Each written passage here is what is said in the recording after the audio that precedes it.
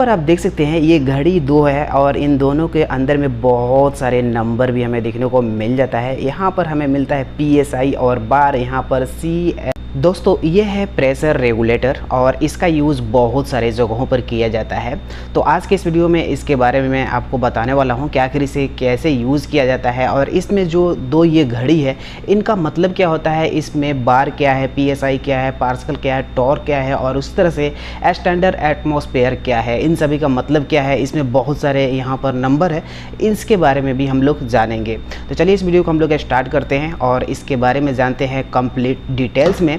लेकिन उससे पहले आपने इस वीडियो को लाइक नहीं किया तो लाइक करके चैनल को सब्सक्राइब कर लीजिए ताकि आगे आपको कुछ इसी तरह की वीडियो देखने को मिलती रहे। सो दोस्तों देख सकते हैं अभी मेरे पास दो मॉडल है प्रेशर रेगुलेटर का और अलग अलग कंपनी अलग अलग हिसाब से रेगुलेटर को मैन्युफैक्चरिंग करती है अपने हिसाब से, लेकिन सबका काम एक ही होता है। यहाँ पर सिंगल स्टेज वाला आता है और डबल स्टेज वाला भी आता है। तो ये सभी का सभी सिंगल स्टेज वाला है हमारे पास। तो यहाँ पर इसके बारे में मैं आपको डिटेल्स में बताऊंगा कि आखिर इसको यूज़ कैसे किया जाता है और इसके घड़ी में जो ये नंबर है, जो ये सारे के सारे चीज़ें हैं, उसको इसका मतलब क्या होता है। तो सबसे पहले यहाँ पर आप देख सकते हैं यहाँ से ये कनेक्ट हो जाएगा हमारे सिलेंडर में, यानी ऑक्सीजन या फिर ऑर्गन या फिर CO2 में ये कनेक्ट हो जाएगा। उसके बाद यहाँ से गैस आएगा और यहाँ से निकलेगा। लेकिन यहाँ से आएगा गैस, यहाँ से गैस से हम लोग यहाँ सिलेंडर से गैस आएगा और यहाँ से हमारे हिसाब से निकलेगा, क्योंकि गैस में जो प्रेशर रहता है वो काफ़ी ज़्यादा रहता है सिलेंडर में और इसका काम यही होता है कि गैस को कंप्रेस करता है, उसके स्पीड को स्लो करता है और अपने हिसाब से हम लोग जितना चाहे उतना यहाँ पर गैस को यूज़ कर सकते हैं। जो चीज़ ऑक्सीजन भी हो सकता है, गैस भी हो सकता है, तो यहाँ पर अपने हिसाब से हम लोग यूज़ कर सकते हैं। जैसे कि यहाँ से आ रहा है फुल स्पीड से, यानी कि 500 यहाँ पर PSI आ रहा है, तो हम लोग यहाँ पर 200 या फिर 100 PSI यहाँ से हम लोग ले सकते हैं इससे आउटपुट। तो इसका काम यही होता है, गैस को यहाँ पर प्रेशर को कंट्रोल करता है और हमारे हिसाब से यहाँ पर जितना हमें यूज़ चाहिए उसके हिसाब से यहाँ पर हमें मिलता है इसका गैस। और उसके बाद यहाँ पर आप देख सकते हैं ये एडजस्टेबल है, जिससे हम लोग एडजस्ट कर सकते हैं इसकी स्पीड को। और उसके बाद यहाँ पर दो घड़ी आपको देखने को मिल जाएगा। बेसिकली ये सभी में दो ही रहता है। यहाँ पर आप देख सकते हैं यहाँ पर भी दो है, लेकिन एक हॉरिजॉन्टल में है और एक राउंड शेप में है।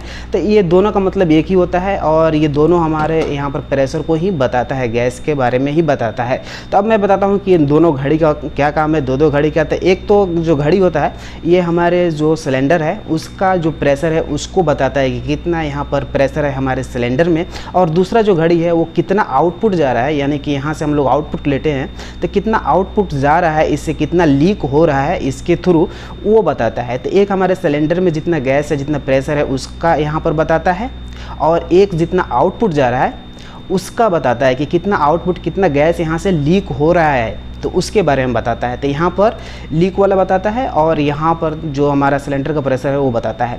तो ये दो चीज़ें हैं, इसलिए दो घड़ियाँ इसमें यूज़ होती है। यहाँ पर आप देख सकते हैं ये घड़ी दो है और इन दोनों के अंदर में बहुत सारे नंबर भी हमें देखने को मिल जाता है। यहाँ पर हमें मिलता है PSI और बार यहाँ पर CFH और उस तरह से LMIN। इसका मतलब क्या होता है इसके बारे में मैं आपको बताता हूँ। देखिए ये नापने के लिए ये सभी के सभी चीज़ें यूज़ किया जाता है। जैसे कि हम लोग इंच, mm, मीटर, सेंटीमीटर ये सब यूज़ करते हैं किसी चीज़ का दूरी नापने के लिए या फिर किसी चीज़ का यहाँ पर साइज़ नापने के लिए। उसी तरह से यहाँ पर प्रेशर को नापने के लिए PSI, bar, torr, pascal, standard atmosphere, kg, cm2 ये सारी चीज़ें यूज़ किया जाता है। जैसे कि हम लोग इंच यूज़ करते हैं उसी तरह से ये सभी कुछ भी यहाँ पर प्रेशर को चेक करने के लिए यूज़ किया जाता है। हमें यहाँ पर मिल जाता है PSI और बार। किसी किसी में आपको kg, cm भी देखने को मिल जाएगा, किसी किसी में आपको टॉर भी देखने को मिल जाएगा। तो ये अलग अलग जो रेगुलेटर कंपनी बनाती है उनके हिसाब से यहाँ पर अपना नंबर देते हैं, यहाँ पर नापने का जुगाड़ देते हैं जिससे हम लोग पता कर सकते हैं। लेकिन इन सभी का मतलब एक ही है, प्रेशर को चेक किया जाता है। मैं आपको बताता हूँ PSI का जो मतलब होता है, फुल फॉर्म होता है वो है पाउंड्स फोर्स पर स्क्वायर इंच या पाउंड्स पर स्क्वायर इंच भी बोल सकते हैं। kg, cm2 का मतलब होता है किलोग्राम फोर्स पर स्क्वायर सेंटीमीटर। और उसी तरह से यहाँ पर बार आता है, पास्कल आता है, टॉर आता है, स्टैंडर्ड एटमॉस्फेयर भी आता है। तो ये सभी के सभी प्रेशर को ये यहाँ पर चेक किया जाता है कि आखिर प्रेशर कितना है, इन सभी से प्रेशर को चेक किया जाता है। तो ये आपको पता हो गया। लेकिन मैं आपको यहाँ पर शॉर्टकट में बता देता हूँ कि एक बार में कितना PSI होता है। तो 14.504 यहाँ पर PSI होता है एक बार में, और उसी तरह से एक PSI में 0.068947 बार होता है, और उसी तरह से यहाँ पर 0.70307 kgcm2 होता है। तो यहाँ पर बार और kgcm लगभग सेम है, थोड़ा बहुत यहाँ पर डिफरेंस रहता है यहाँ पर PSI से कंपेयर करें तो। PSI आपको हर जगह देखने को मिल जाएगा, चाहे आप किसी भी यहाँ पर प्रेशर रेगुलेटर को बारे में बात करें, या बार यहाँ पर आपको मिल जाएगा, या फिर kg ही मिलता है। तो ये तीन ही मिलता है देखने को किसी भी प्रेशर रेगुलेटर में, बार, kgcm और उसी तरह से PSI, ये तीनों का तीनों देखने को मिल जाता है।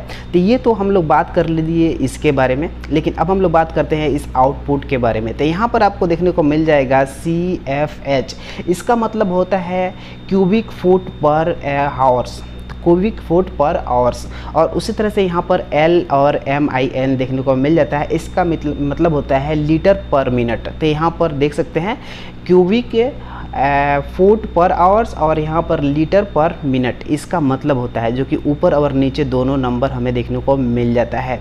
तो यहाँ पर आप देख सकते हैं ये बेसिकली मिग और टिग में यूज़ किया जाता है इस तरह का रेगुलेटर को, और इससे आप किसी में भी यूज़ कर सकते हैं। बस आपको प्रेशर के बारे में मालूम रहना चाहिए कि किस में कहाँ कितना प्रेशर हमें देना है, कितना लेना है आउटपुट, उसके बारे में पता है तो किसी भी रेगुलेटर को कहीं पर भी आप यूज़ कर सकते हैं आसानी से, किसी तरह की दिक्कत नहीं है। लेकिन यहाँ पर देख सकते हैं कि यहाँ पर मार्क किया गया है टिग, यानी कि जो भी ब्लू लाइन है वो टिग में आप यूज़ कर सकते हैं। यहाँ पर मिग है, मिग में यूज़ कर सकते हैं।